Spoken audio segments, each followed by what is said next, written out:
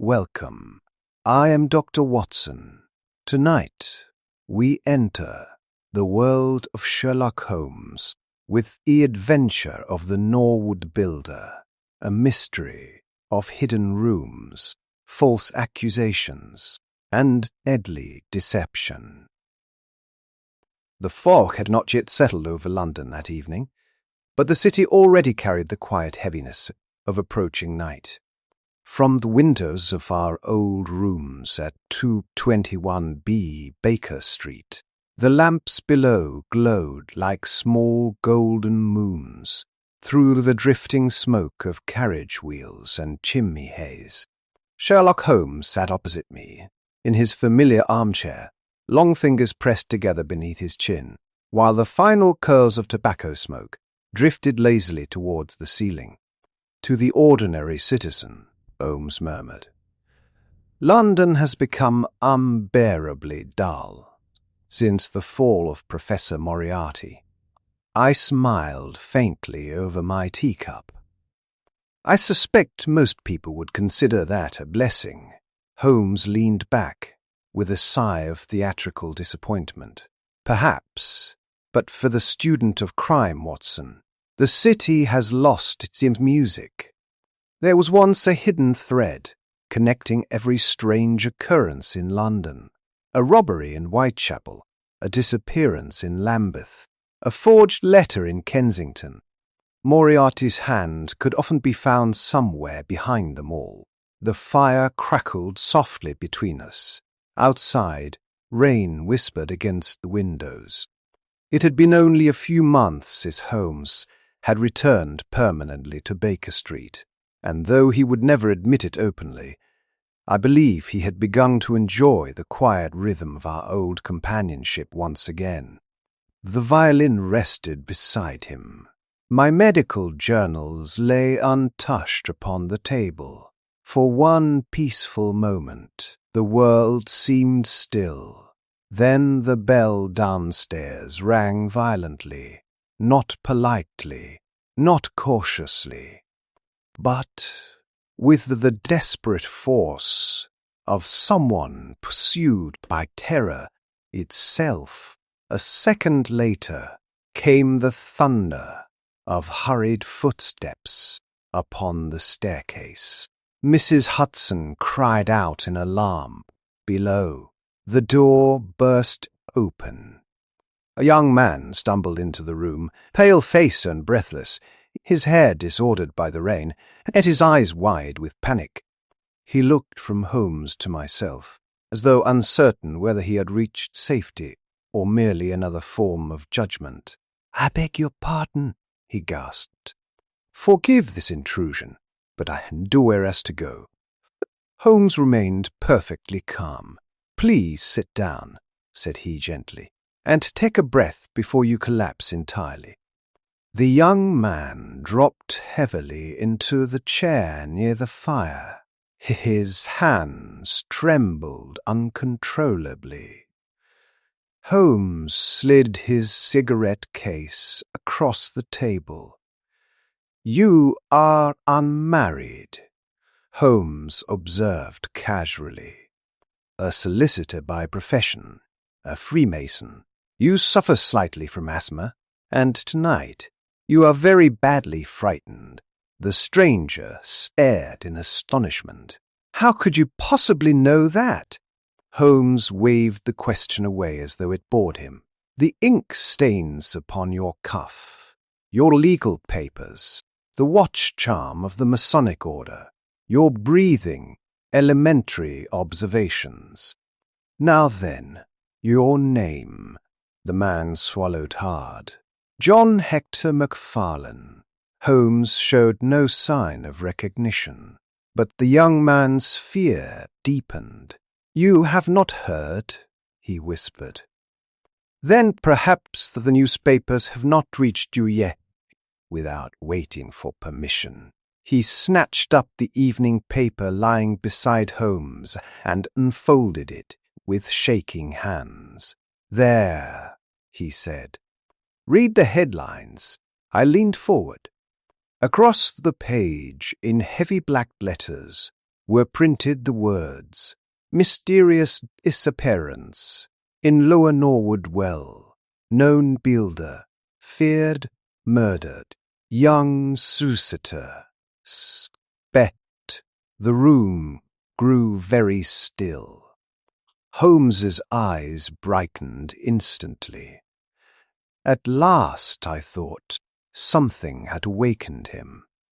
The young man continued in a strained voice, "They believe I murdered a man named Jonas Oldacre." The fire snapped sharply in the silence that followed. Holmes slowly set down the newspaper. "Indeed," he murmured. "Now, that sounds considerably more interesting than our evening had promised." McFarlane leaned forward desperately. "You must help me, Mr. Holmes. The police are already searching for me. I came here before they could arrest me." Holmes regarded him carefully. "Tell me everything from the beginning, slowly. Leave nothing out." Rain drifted softly against the windows as the young solicitor began his story.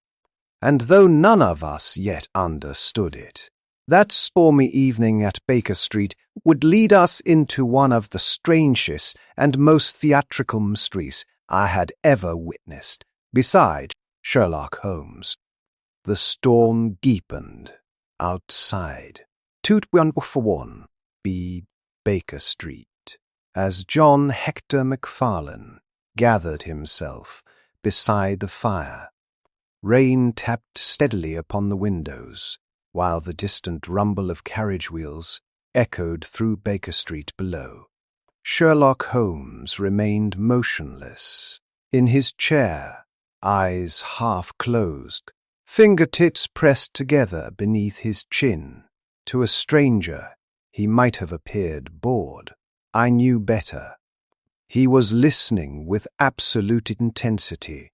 McFarlane wiped his forehead with a trembling hand. "I swear to you, Mr. Holmes," he said, "I am innocent." Holmes gave a slow nod. "In my experience," said he softly, "guilty men usually begin by explaining why they are innocent. Truly innocent men are often too shocked to speak at all. Continue."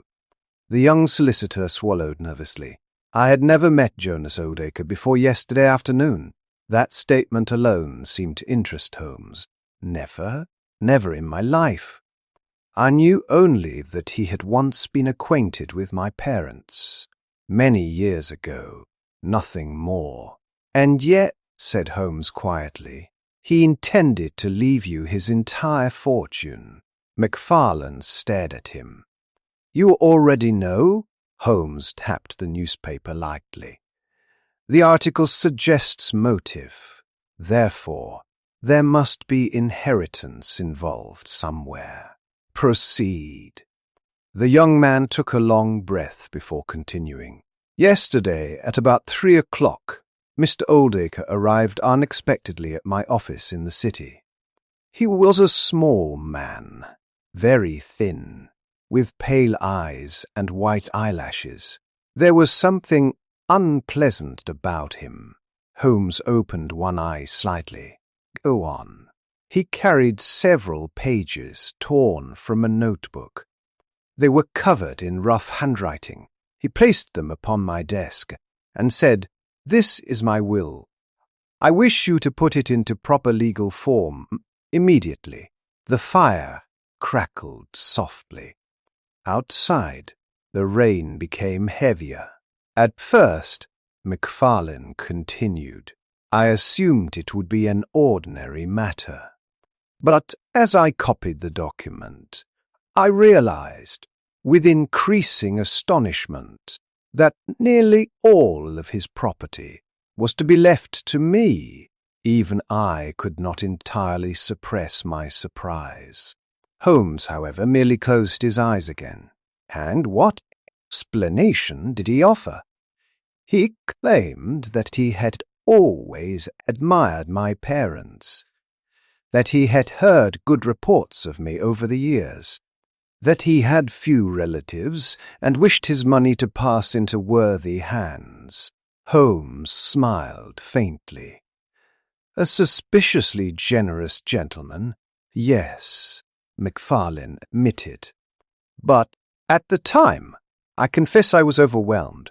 He was wealthy. The sum involved was enormous.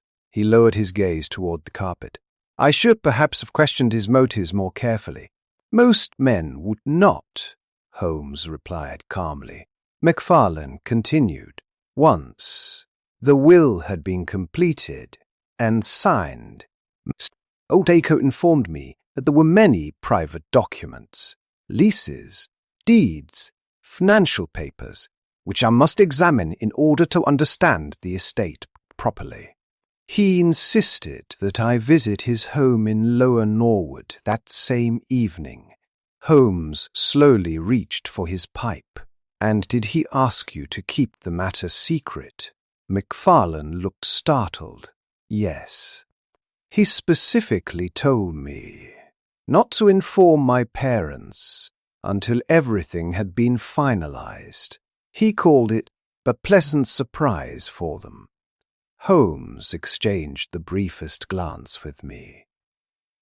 I could already see his mind moving ahead. What time did you arrive at the house? He asked. About 9:30. I had difficulty finding it. And who admitted you? A housekeeper.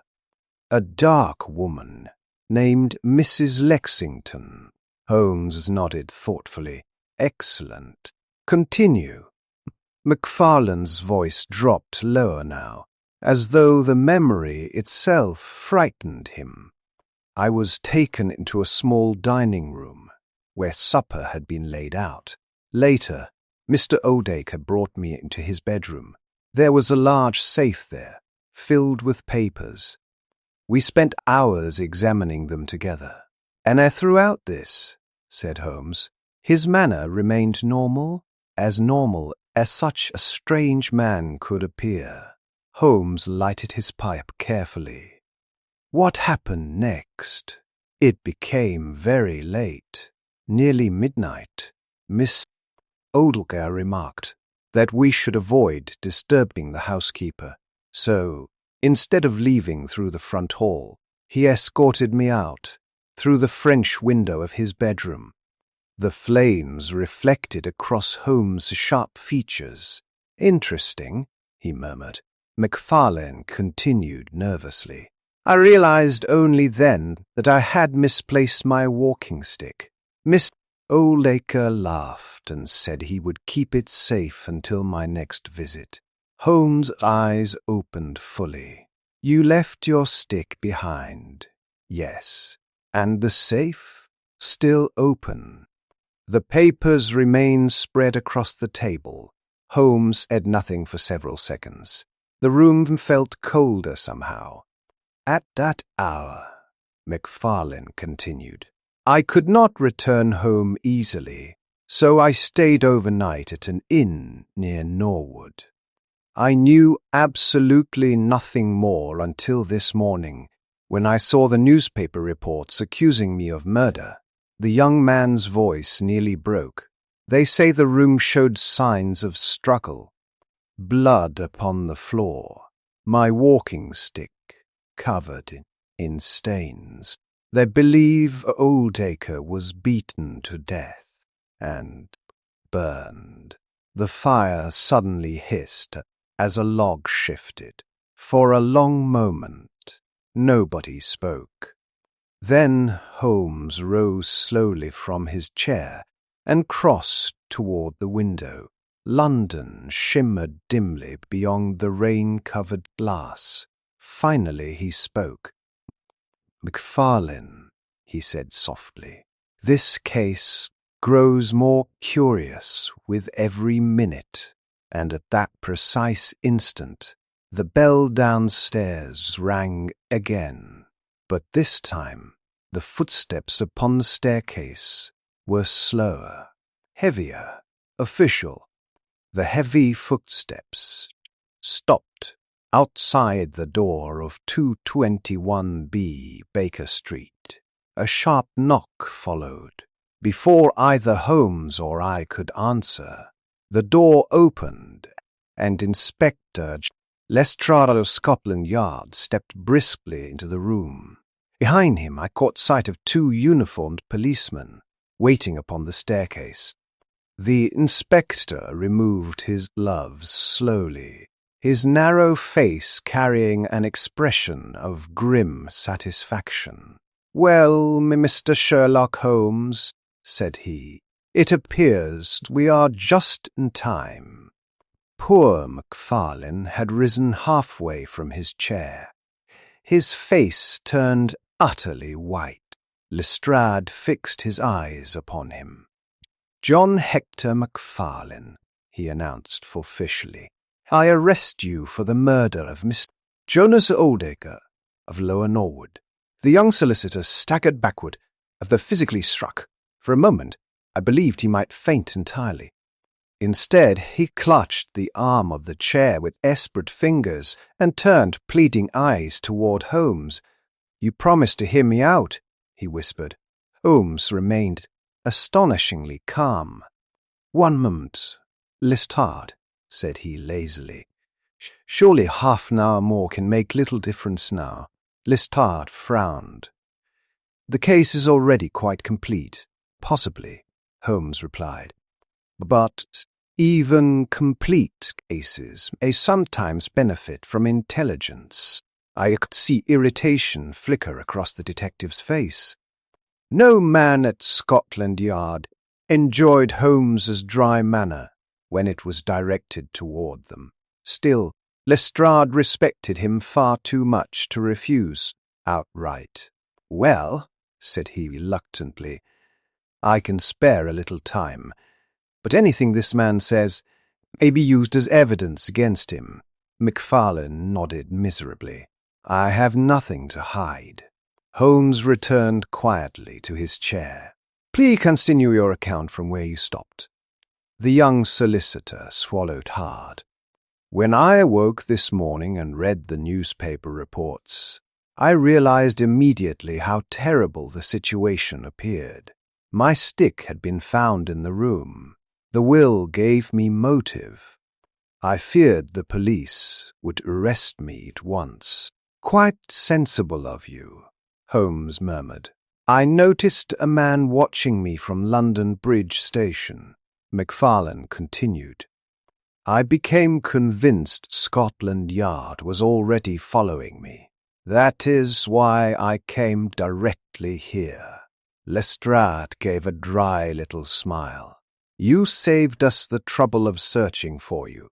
Holmes ignored the interruption. "Tell me, Miss Macfarlane, during your visit last night, did you observe anything unusual about the house itself?"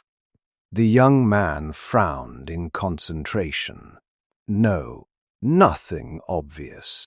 It was a large, modern villa, very quiet, almost empty, and the housekeeper, she frightened me a little.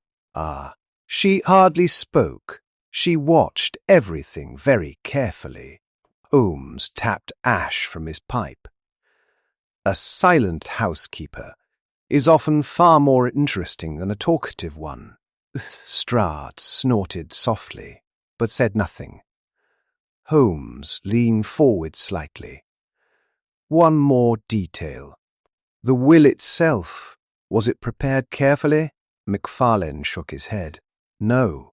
The original draft was scribbled roughly across notebook pages. I copied it properly afterward." "Did you notice anything peculiar about the handwriting?" Again the young man hesitated. It seemed uneven in places, some lines clear, others shaky.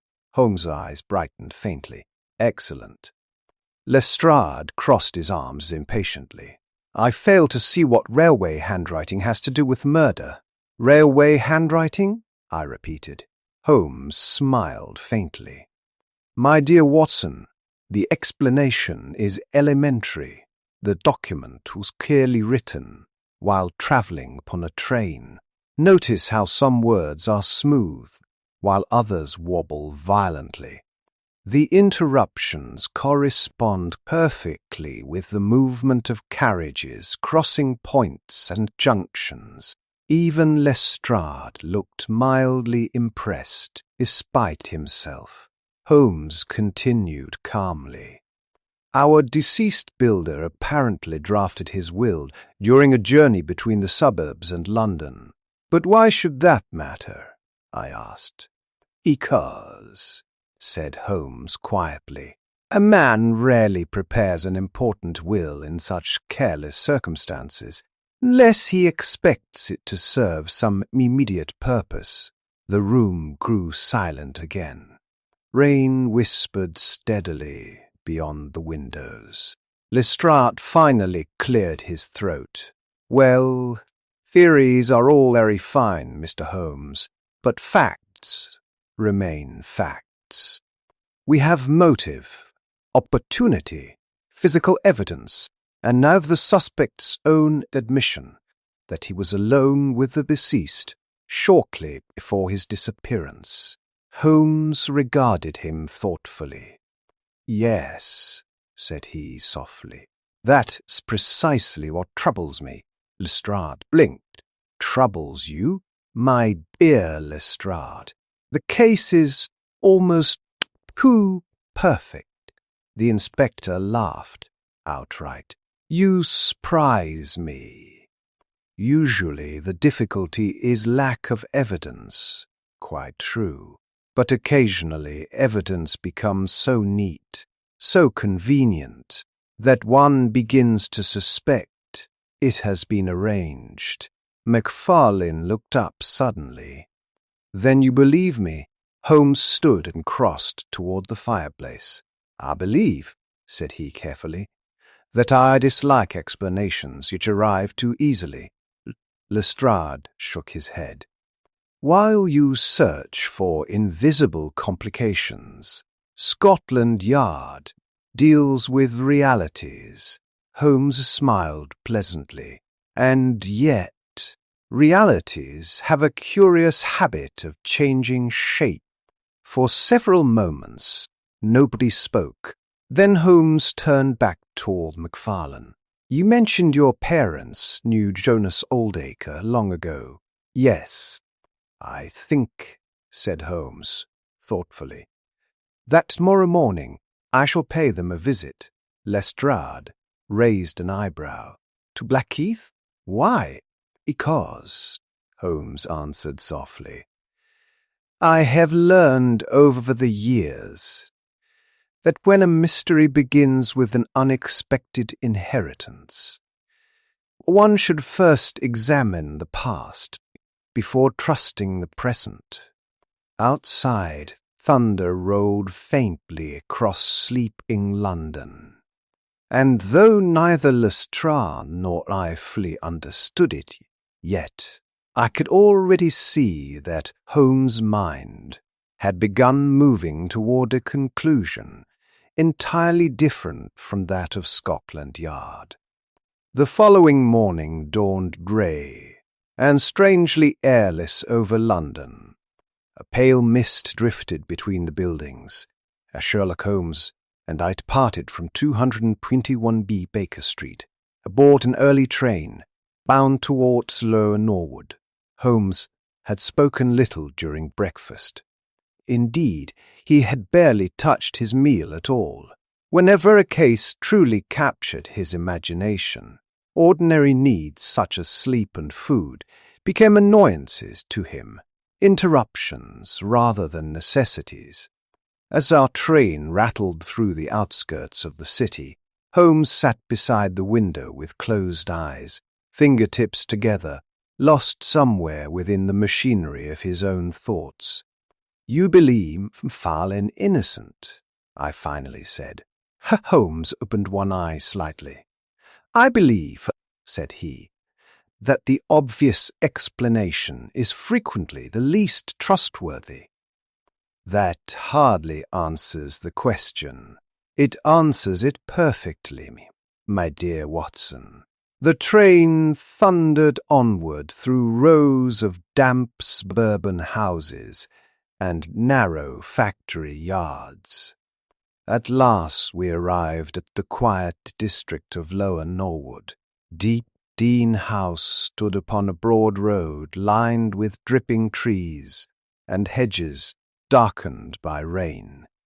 It was a large red brick villa, modern in appearance, yet curiously lifeless, as though no warmth had ever truly existed within its walls.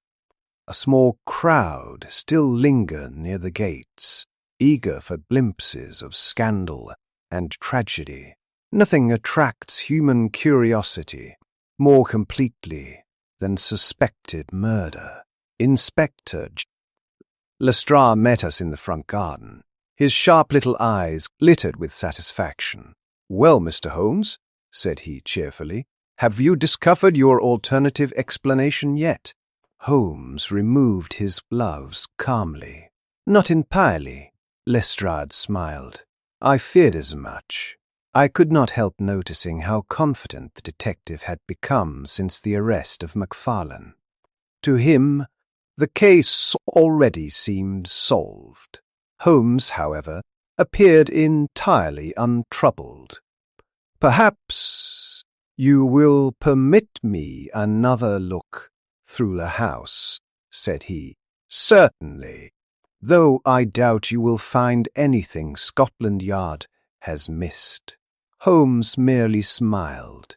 We entered through the front hall.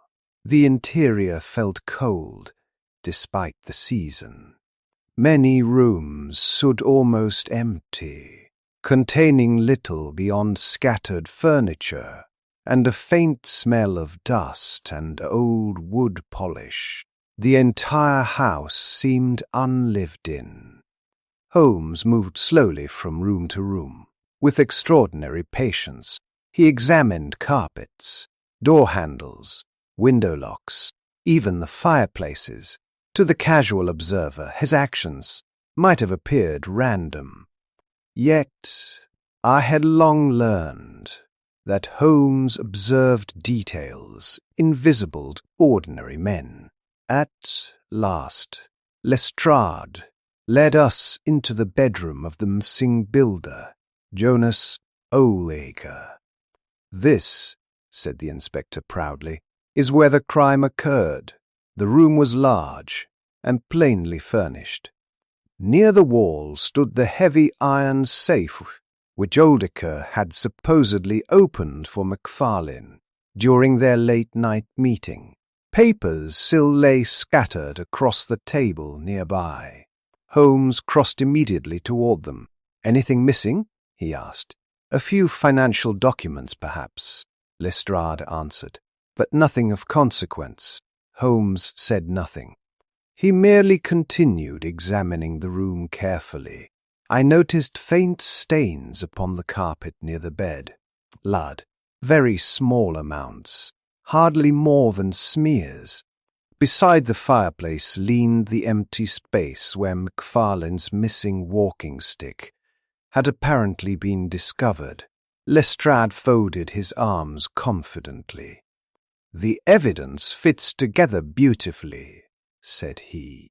"The young man remained here after the housekeeper retired. An argument followed. Oldacre was struck with the stick. The body dragged outside and burned among the timber.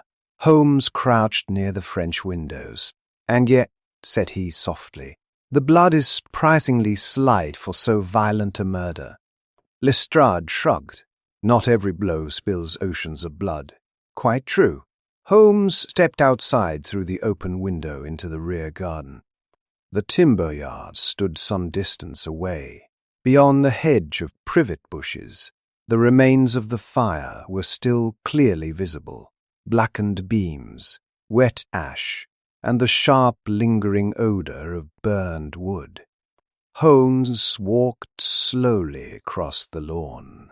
At one point, he paused beside the hedge. "Ah!" Lestrade looked pleased. "You see the marks." Indeed, there were signs where something heavy had apparently been dragged through the hedge toward the woodpile. Very suggestive, Holmes admitted. The inspector smiled thinly. I am delighted you approve. Yet, despite his words, I could already see dissatisfaction upon Holmes' face. Something continued to trouble him deeply. For nearly an hour, he wandered through the property, examining every corner. He inspected even the empty upper rooms and narrow corridors beneath the roof. Finally, we returned downstairs. Well? I asked quietly. Holmes removed a speck of dust from his sleeve. My dear Watson, said he softly, every fact in this case appears designed to point toward one man. You mean Macfarlane? Yes. And that troubles you. It troubles me enormously. Lestrade laughed. Perhaps because this time the answer truly is simple. Holmes turned towards him with an unreadable expression. My dear Lestrade, said he, simplicity can occasionally be the cleverest disguise of all. At that moment, a small, dark woman appeared silently in the doorway, the housekeeper. Her narrow eyes flickered nervously between us. Holmes studied her with sudden interest, and for the briefest instant I noticed something strange, not grief, not fear, but defiance, as though she knew far more than she intended to say. Mrs. Lexington remained standing silently in the doorway of the gloomy house at Lower Norwood. She was a small woman, dressed entirely in black, with restless dark eyes that seemed unable to remain still for more than a second. Her hands twisted nervously within her apron, yet there was something stubborn in her expression, something guarded. Sherlock Holmes watched her carefully. In all my years beside him, I had learned that Holmes paid particular attention to servants. A nervous gentleman might merely fear scandal. A servant, however, often feared truth. You are Miss Oldwecker's housekeeper? Holmes asked gently. Yes, sir. You admitted Mr. Macfarlane last night? I did. Her voice was quiet and sharp, like paper folding. At what hour? About 9:30. And afterward? I retired. Around 10:30. Holmes tilted his head slightly. You heard nothing during the night? No, sir. No, sir. No cries? No struggle? No footsteps? Nothing. Lestrade folded his arms. With satisfaction. You see, Holmes, everything fits perfectly. But Holmes seemed scarcely to hear him. His eyes never left the woman's face. You were fond of your employer? He asked suddenly. Something flickered across her expression. Not sorrow, not affection, fear, perhaps, or resentment. He was a good master, she answered carefully. Holmes gave the faintest smile. A rehearsed answer. Lestrade sighed impatiently. Really, Mr. Holmes. But Holmes raised one hand gently. Please indulge me a little longer. He turned back toward the housekeeper. When the fire began, he asked, where were you? In my room upstairs. And who discovered the flames? One of the neighbors raised the alarm. Holmes nodded thoughtfully. You smelled burned flesh. Her eyes shifted uneasily. Yes, interesting. The silence that followed seemed to unsettle her far more than direct questioning. Holmes had a curious habit of allowing quiet moments to stretch unbearably long, until nervous people began revealing themselves unintentionally. Mrs. Lexington finally lowered her eyes. If there is nothing more, sir. For now, said Holmes softly. She disappeared down the corridor, almost soundlessly. The moment she vanished, Holmes turned to Lestrade. "That woman knows something." Lestrade shrugged. "Perhaps. Servants always know something, but knowledge is not evidence." "Quite true," Holmes replied. "And yet sometimes it points toward evidence." We moved once more into the bedroom, where the supposed murder had occurred. The morning light filtering through the curtains gave the room pale, sickly appearance. Holmes returned immediately to the papers upon the table. Most had already been examined by Scotland Yard, though several remained sealed inside envelopes. "You are unusually interested in those documents," I observed. Holmes picked up a bank ledger carefully. "Because," said he, "money explains human behavior far more reliably than emotion." He opened the ledger slowly. For several minutes, he examined columns of figures in silence. Then suddenly, his eyes sharpened. "Ah!" Lestrade looked over impatiently. "What now?" Holmes tapped the page lightly. "Repeated payments, large ones. To whom?" "A gentleman named Cornelius." Lestrade frowned. "And?" "Retired builders do not usually send enormous sums of money to mysterious individuals without reason. Perhaps investments. Possibly." Holmes closed the ledger again. "But the timing interests me greatly." He paced slowly across the room. "Consider the situation, Watson. Oldacre drafts a sudden will, leaves everything to a man he barely knows, arranges a secret late-night meeting, then conveniently disappears, under circumstances guaranteed to incriminate his new heir." Lestrade snorted. "Yes, that is precisely the prosecution's case." Holmes stopped beside the window. "But what if the disappearance itself was the true objective?" The inspector stared. "You think the man planned his own death?" "I think," Holmes answered carefully, "that certain men become extremely inventive when creditors begin knocking at the door."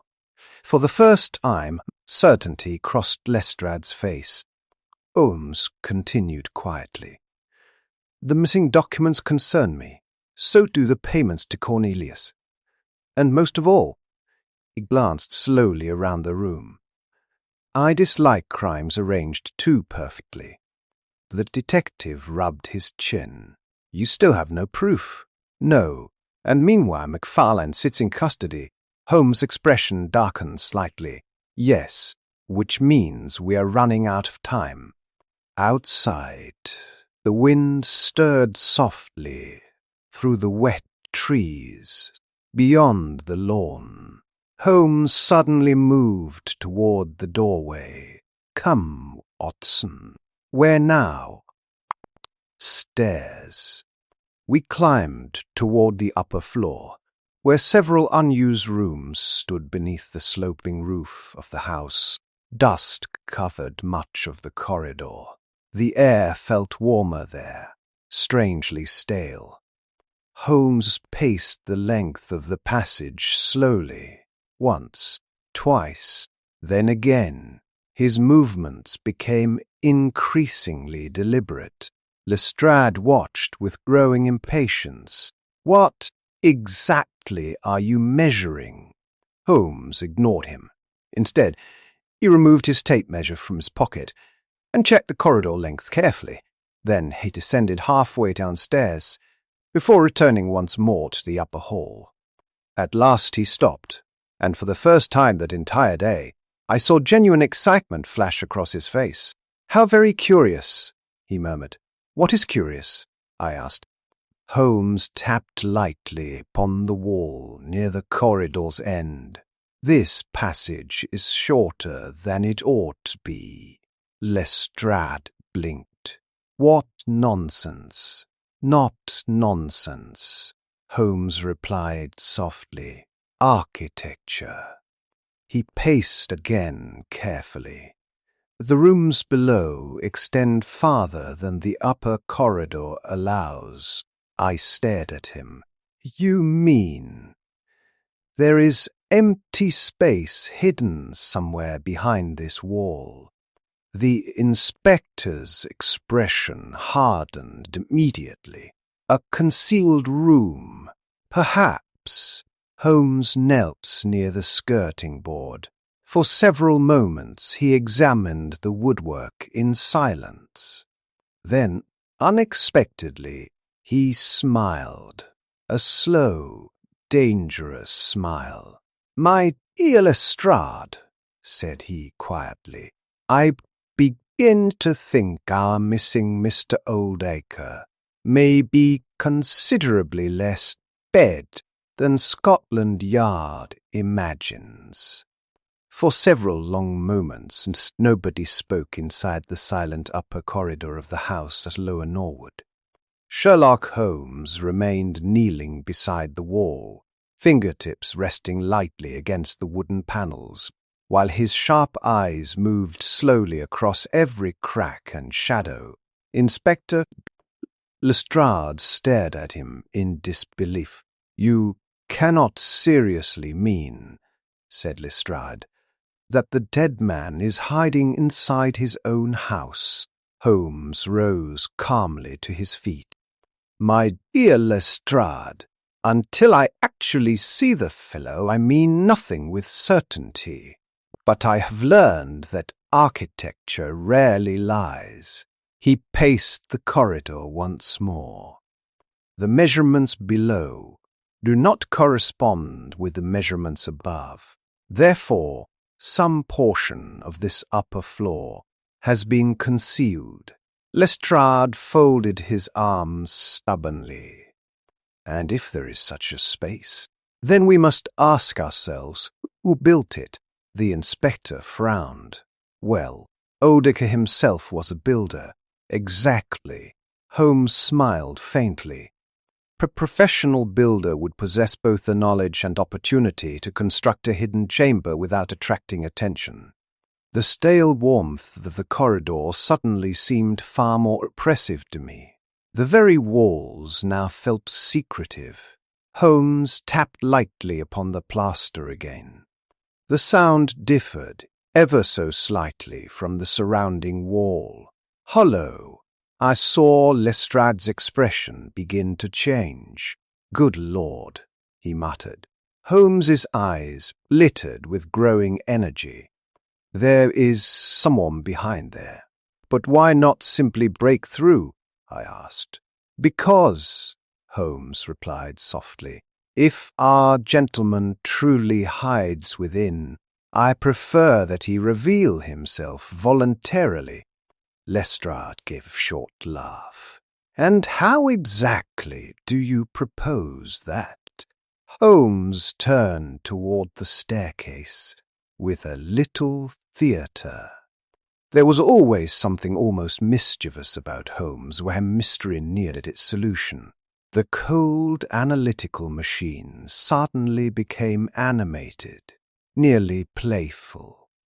He descended swiftly downstairs, while we followed close behind.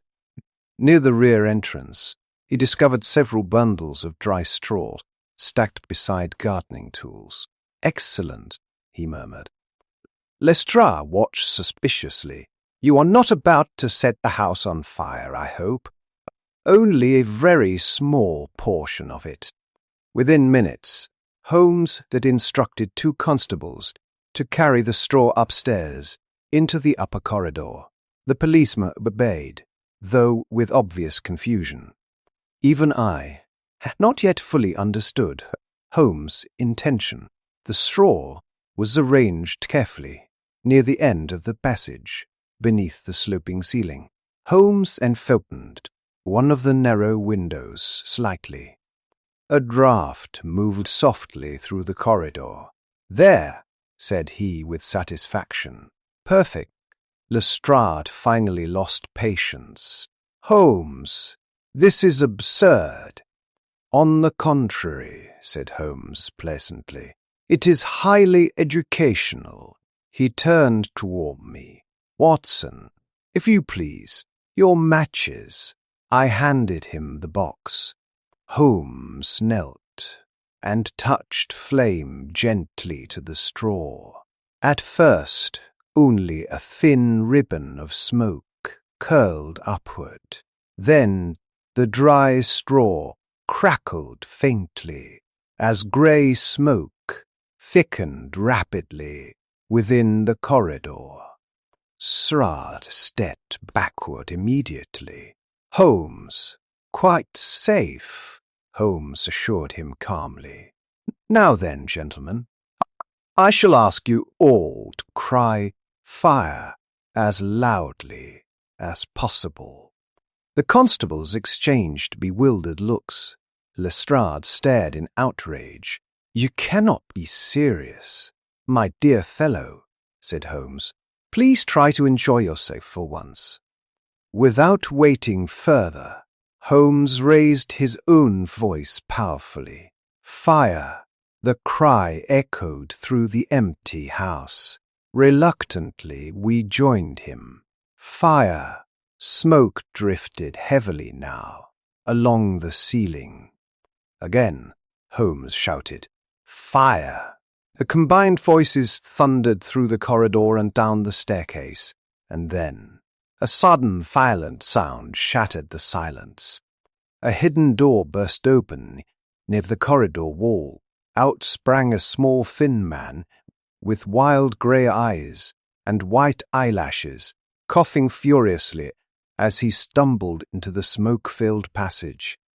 "Stop this at once," he cried hoarsely. Lestrade froze in complete astonishment. For one magnificent second, nobody moved. Then Holmes folded his arms calmly. "Good afternoon, Mr. Jonas Oldacre." The builder blinked at us in horror. He looked exactly as Macfarlane had described him, narrow-faced, ferret-like, unpleasantly pale, very much alive. Lestrade recovered first.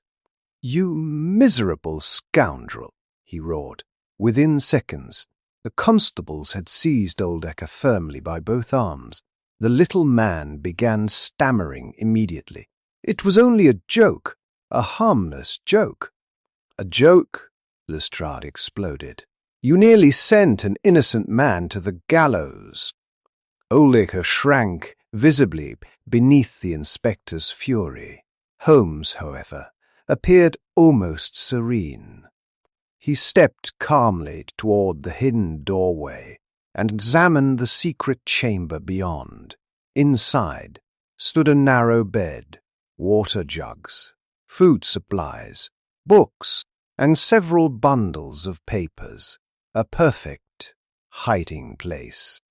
"How ingenious," Holmes murmured. "Builder's craftsmanship indeed." I looked toward him in amazement. "You knew all along?" "Not entirely," Holmes admitted. "But the moment I'd discovered the shortened corridor, the case transformed itself." Lestrade turned sharply. "But what about the blood, the burned remains, the thumbprint?" Holmes smiled slowly. "Ah, yes," said he. "That remarkable thumbprint."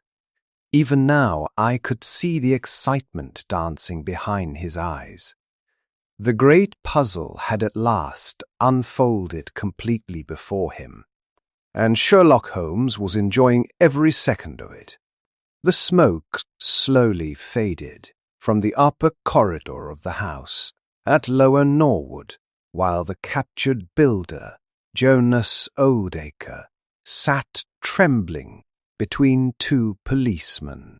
Inspector G. Lestrade paced furiously before him. "A joke," he muttered bitterly. "A practical joke, was it? You hide yourself inside the walls of your own house, plant evidence against an innocent man, fake your murder, and call it a joke." Oldacre wrung his thin hands nervously. I never intended real harm. I merely wished to fatten them. Holmes gave a soft, dry laugh. My dear sir, when a man arranges circumstances likely to produce a hanging, the distinction between humour and murder becomes rather delicate. The little builder shrank lower in his chair. Outside, the rain had finally stopped. Weak afternoon light filtered through the windows, touching the dusty furniture and drifting smoke with a pale silver glow. For the first time since the case had begun, I felt the suffocating pressure lifting from the house itself. Macfarlane was innocent, yet one mystery still remained unsolved. Lestrade turned sharply toward Holmes. "The thumbprint," said he. "How did he manage the thumbprint?" Holmes smiled faintly. "Ah, yes, the masterpiece." He settled comfortably into a chair opposite Oldacre, crossing his long legs with almost leisurely calm. "You remember, Watson," said he, "that I told you this morning the case contained one fatal flaw, the blood mark upon the wall." "Precisely." Lestrade frowned. "But the print was unquestionably Macfarlane's." "Of course it was." "Then how?" Holmes raised one finger gently. "The important question was not whose print it was, but when it appeared." The inspector stared at him silently. Holmes continued, "When I examined this house yesterday, I observed that very section of wall carefully. It was entirely clean." Lestrade's eyes widened. "You were certain, my dear fellow? Details are my profession." He leaned slightly forward now, his voice calm and precise. "Therefore the thumbprint must have been added later, after Scotland Yard had already completed its initial examination." I felt a chill, despite the warm room. Oldacre lowered his gaze toward the carpet. Holmes watched him closely. "The solution came to me rather suddenly," he continued. "We know Macfarlane described signing the will. He mentioned several sealed envelopes among the documents." Lestrade blinked. "Yes, a wax seal," Holmes said softly, "offers an excellent opportunity to capture a fingerprint." The inspector's face slowly changed from confusion to amazement. "Good Lord!" Holmes nodded. "Quite simple, really. Oldacre persuaded the young solicitor to press his thumb me to soften sealing wax. Later, while hiding inside his secret chamber, he took an impression from that wax mould." Lestrade stared at the prisoner in disgust. "And then, a pinprick for blood," Holmes replied. "A little patience, a dark corridor during the night. And suddenly, Scotland Yard discovers the final piece of evidence against its suspect." The inspector muttered something beneath his breath. Holmes's eyes gleamed faintly with satisfaction. "You see, Lestrade, our friend here possessed intelligence, but not restraint. The original plan was already dangerously convincing. Yet he could not resist improving it further." Oldacre finally spoke again, his voice weak and bitter. "You think yourself clever, Mr. Holmes. I know myself observant." The builder's pale eyes flashed suddenly with hatred. "It should have worked." Holmes regarded him quietly. "Yes," said he, "it very nearly did." For several moments the room remained silent, except for the ticking of the clock upon the mantelpiece. At last, I asked the question still troubling me. "But why? Why frame Macfarlane at all?" Holmes folded his hands together. "The answer lies many years in the past." Oldacre's expression darkened. Instantly, Holmes continued calmly. Mr. MacFarlane's mother once rejected this gentleman's proposal of marriage. Lestrade looked surprised. A woman? Yes. Our friend here appears to possess an unusually long memory for resentment. Oldacre suddenly burst out bitterly. She humiliated me. Holmes nodded softly, and revenge became your lifelong hobby. The builder's lips trembled. She chose another man, a poorer man. She laughed at me. No, Holmes replied quietly. She feared you. The words struck harder than any accusation. Oldacre looked away. Holmes rose slowly and wandered toward the fireplace. Years passed, said he. Financial troubles arrived. Debts increased. Our builder required a method of disappearing permanently while escaping his creditors. Lestrade's eyes narrowed. The payments to Cornelius. Exactly.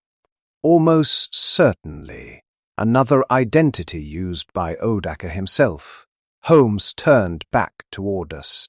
He intended to vanish completely. But before doing so, he saw an opportunity for vengeance. By arranging circumstances carefully, he could destroy the son of the woman who had once rejected him.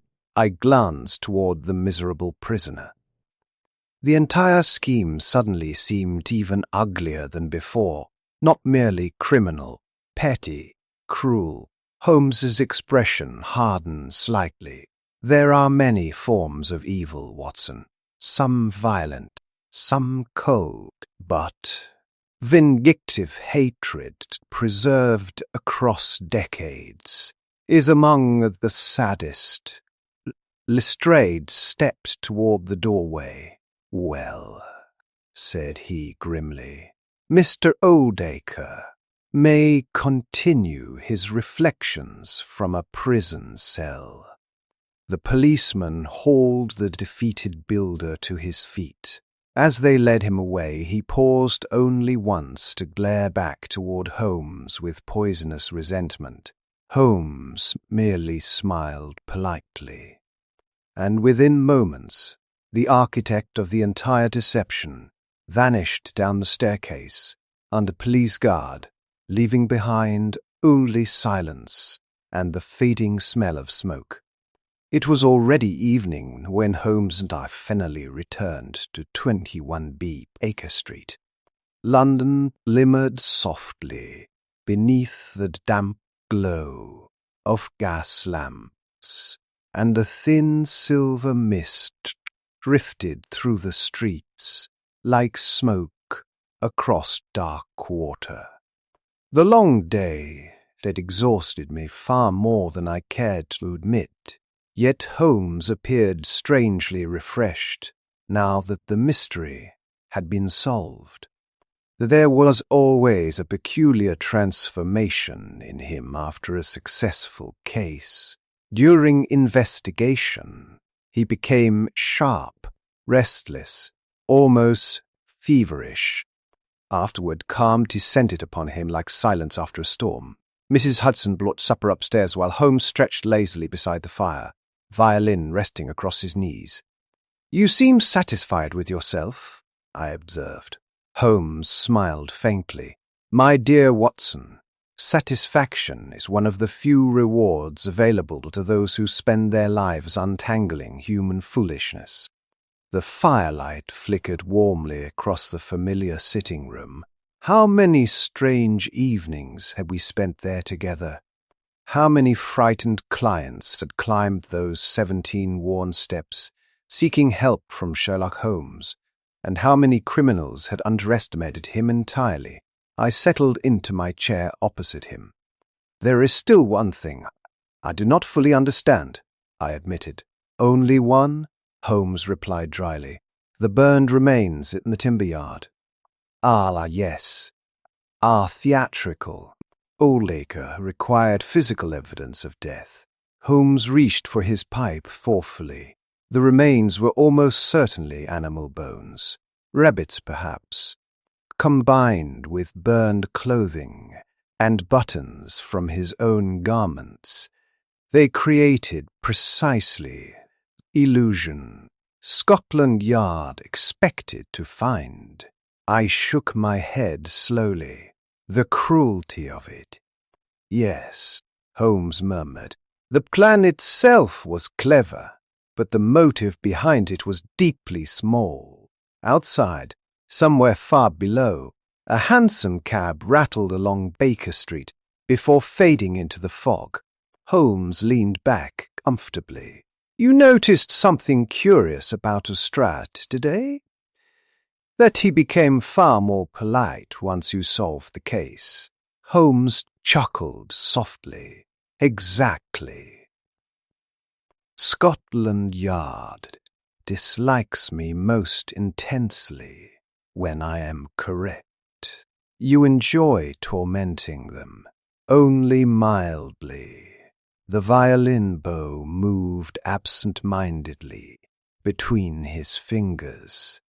Still, said Holmes after a moment, Lestrade possesses admirable persistence.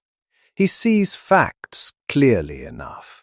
His weakness lies in imagination, and yours, Holmes smiled. My weakness, Watson, is occasionally possessing too much imagination. The fire crackled gently. I watched him for several seconds before speaking again. When did you truly know Macfarlane was innocent? Holmes considered the question carefully. Not immediately, but very early I became suspicious of the case itself, because it appeared too perfect. Precisely. He rose slowly and crossed toward the window overlooking Baker Street. The will, the inheritance, the conveniently forgotten walking stick, the blood, the dragged body, the burned remains. He shook his head faintly. Every piece fitted together with unnatural precision. He turned back toward me. Real crimes are untidy things, Watson. Human beings are emotional creatures. They panic. They overlook details. They contradict themselves. But Oldacre planned everything carefully. Yes, like an author arranging chapters in a story. The wind whispered softly against the windows. Holmes stood silently for a moment before continuing. Yet in every artificial construction there exists one danger. What is that? The creator eventually becomes proud. I nodded slowly. The thumbprint. Exactly. He could not resist improving his own masterpiece. Had he left matters alone, Macfarlane might very well have been convicted. That thought chilled me deeply. An innocent young man had come terrifyingly close to destruction simply because one bitter old man could not release hatred from decades earlier. Holmes returned to his chair. Fortunately, said he lightly, villains often defeat themselves through vanity. I smiled faintly. And fortunately, London possesses Sherlock Holmes. He groaned theatrically. My dear Watson, you make me sound unbearably dramatic. You are unbearably dramatic. Holmes laughed quietly, then lifted the violin beneath his chin. A low, gentle melody rifted through the sitting-room, soft, thoughtful, almost sleepy. Outside, London settled deeper into night. The mystery of Lower Norwood had ended. Jonas Oldacre would face justice. John Hector MacFarlane would regain his freedom. And once again, the lamps of Baker Street glowed peacefully above the sleeping city, while Sherlock Holmes played quietly beside the fire. For a time, neither of us spoke. There are moments, after danger passes, when silence itself becomes comforting. This was one of them. At last, Holmes lowered the violin. "You know, Watson," said he lazily, "for several hours today I truly feared Lestrade might hang the wrong man. You rarely admit such things. Because I dislike being wrong, I laughed softly. That may be the most honest statement you have ever made." Holmes leaned back with half-closed eyes. "Then do not become accustomed to it." The fire burned lower. The fog thickened beyond windows, and somewhere in the quiet distance, the bells of London began slowly marking the passing of midnight. Several days passed after the strange affair at Lower Norwood, and London gradually lost interest in the scandal, as London always does. New headlines replaced old ones. Fresh gossip buried yesterday's outrage. But within the quiet sitting room, 1B, Baker Street, the memory of the case lingered pleasantly in my thoughts. It was one of those calm evenings Holmes and I valued more than either of us openly admitted. The weather had turned cooler. Rain drifted softly beyond the windows, while coal glowed warmly within the fireplace. Holmes lounged in his dressing gown upon the sofa, long legs stretched toward the fire, while scattered newspapers surrounded him like fallen leaves. I sat nearby with a medical journal resting unopened upon my lap. "You know," I remarked, "the newspapers are calling the Norwood affair one of Scotland Yard's greatest embarrassments." Holmes gave a faint smile, without lowering his paper. "Then, the newspapers exaggerate as usual." "You disagree?" "Entirely. Lestrade came remarkably close to success." I laughed softly. "He nearly convicted the wrong man." "Yes," Holmes admitted calmly, "but his reasoning was logical. The evidence truly was overwhelming." He folded the newspaper aside at last. "The danger with evidence, Watson, is that people worship it too blindly. What should they trust instead? Balance." The fire snapped gently between us. Holmes continued in his thoughtful way. "A detective must weigh not only facts, but also human behavior. One must ask whether events feel natural, and this case did not. Not in the slightest." He reached lazily for his pipe.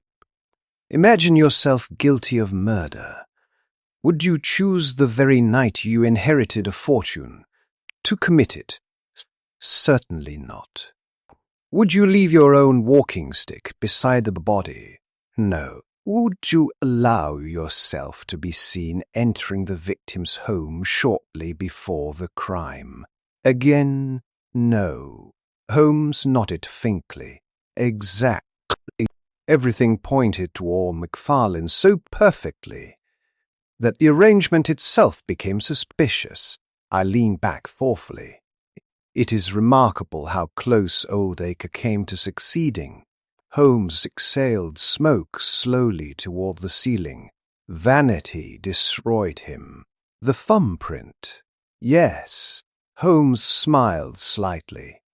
"He possessed sufficient intelligence to design the trap, but insufficient discipline to leave it untouched."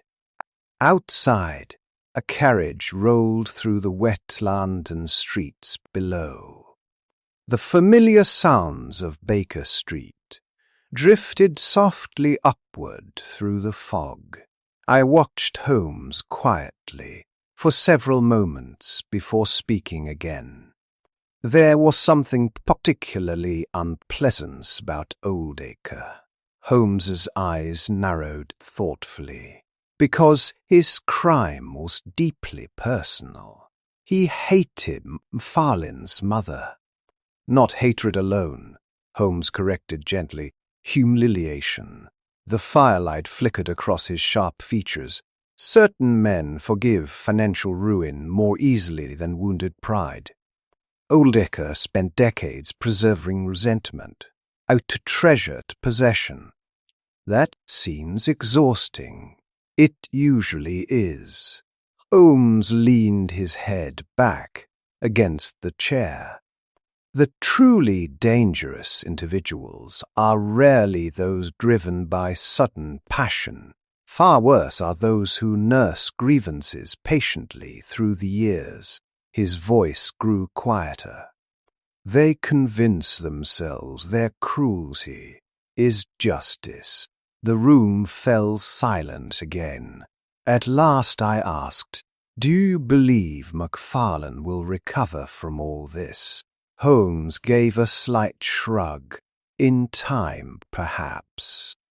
Though I imagine prison cells and murder accusations leave unpleasant scars upon the imagination." I nodded. The poor young solicitor's terrified expression, when Lestrade first entered Baker Street, remained vivid in my memory still. Holmes suddenly chuckled softly to himself. "What is amusing?" I asked. I was just imagining Lestrade's face when Oldacre burst from the hidden chamber. I could not help laughing myself. The inspector's astonishment had indeed been magnificent. Holmes reached for the violin resting beside the sofa. "You know, Watson, I sometimes think Scotland Yard values certainty far too much, because certainty makes them comfortable." "Exactly." He adjusted the strings thoughtfully. "But certainty is dangerous. The moment a man becomes absolutely convinced, he stops truly observing." A low note drifted gently through the room. "Doubt," Holmes continued quietly, "is often the beginning of wisdom." The violin melody deepened, soft and thoughtful, like rain falling somewhere far away. I listened silently while the fire glowed lower beside us. The long shadows of Baker Street stretched quietly across the walls. Outside, London slept beneath drifting fog and gaslight. Inside, Sherlock Holmes played his violin, while another strange chapter of our lives faded gradually into memory. And though many more mysteries still awaited us in the years ahead, there was something peaceful in that moment, the quiet satisfaction that justice, however narrowly, had prevailed once again. The weeks following the Norwood affair passed peacefully at 221B Baker Street. London itself seemed calmer somehow. Winter fog drifted softly through the streets each evening, wrapping the city in pale silver shadows, while carriage lamps glowed dimly beyond our windows like distant floating stars. Sherlock Holmes had returned to his familiar routines. Some mornings he disappeared without explanation into the maze of London streets. Other days he remained stretched lazily upon the sofa, violin resting nearby, while chemical experiments occupied the breakfast table, much to Mrs. Hudson's despair. And yet I noticed something curious. Holmes appeared, content, not cheerful exactly. Sherlock Holmes rarely allowed himself anything so ordinary. but content in the quiet manner of a mind temporarily at rest. One particularly cold evening, as rain whispered against the glass and the fire burned low beside us, I found Holmes examining the newspaper reports surrounding the trial of Jonas Oldacre. "Well?" I asked. Holmes folded the paper carefully. "Oldacre has confessed to fraud, conspiracy, and fabrication of evidence, and Ankefalen fully exonerated." I felt genuine relief hearing it spoken aloud. The young solicitor's life, reputation, and future had all hovered frighteningly close to destruction. Holmes leaned back thoughtfully. Curious creatures, human beings. In what sense? Oldacre devoted years of his life to preserving bitterness. Imagine the waste of energy. The flames flickered warmly across the room. Hatred, Holmes continued softly, is often less destructive to its target than to the person carrying it. I studied him quietly. "You sound unusually philosophical tonight. Blame the weather." Outside, the fog thickened over Baker Street. A policeman's footsteps echoed faintly somewhere below, before fading again into silence. Holmes reached absently for his violin. "There is one aspect of the case I continue to admire," he admitted. "The hidden room, the patience." He adjusted the strings carefully. "To create a false death, high within one's own walls, listened to police searching below, and remain silent for days requires extraordinary nerve. You almost sound impressed." "Oh, I am impressed." Holmes gave a faint smile. "Criminal intelligence remains intelligence nonetheless." A gentle melody drifted into the room, slow, dreamlike. The sort of music Holmes played only during his quieter moods. "You know," I said after a time, "most men would consider solving such mysteries exciting." Holmes laughed softly, without stopping a violin. "My dear Watson, the public imagines crime detection to be dramatic because they see only conclusions. They never witness the endless hours of mud, boredom, wrong turns, and coal railway stations. And yet you enjoy it. I enjoy problems." The music softened further. "When a puzzle refuses to fit together properly, it disturbs me profoundly, like the Norwood case." "Exactly." Holmes lowered the violin slightly. "What saved Macfarlane, ultimately, was not evidence. It was instinct. You trusted your instincts over Scotland Yard's conclusions. I trusted in Palance."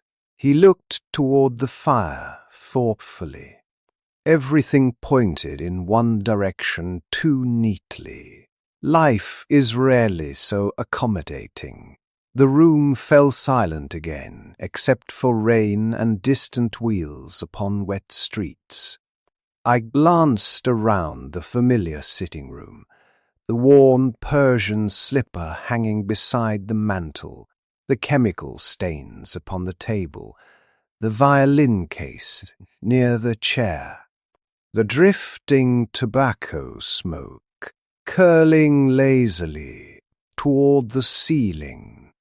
Strange that these ordinary surroundings had become the center of so many extraordinary adventures. Holmes resumed, playing quietly. After several minutes, he spoke again, without looking at me. "You will write this case some day, Watson." "I imagine I shall." Please omit any references suggesting I enjoyed outwitting Lestrade. I smiled faintly. That would make the story entirely fictional. Holmes chuckled. Very well, then. But at least attempt to make me appear modest. That may prove impossible. The fire burned lower still. Midnight bells sounded faintly through the fog-covered city. Holmes finally set aside the violin and stretched comfortably in his chair. For all his faults, said he drowsily, Lestrade learned something valuable from this affair. And what was that? That walls occasionally deserve closer attention. I laughed softly. Outside, London slept beneath drifting mist and gaslight. Inside, the lamps of Baker Street glowed warmly against the darkness, while Sherlock Holmes rested at last beside the fire, calm, thoughtful, and quietly victorious. And so the strange mystery of Lower Norwood came to its end, not with violence, not with dramatic pursuit, but with observation, a hidden room, a foolish act of vanity, and the patient mind of Sherlock Holmes, who saw what others overlooked. The flames crackled gently, rain whispered beyond the windows, and little by little another adventure faded into the peaceful shadows of memory.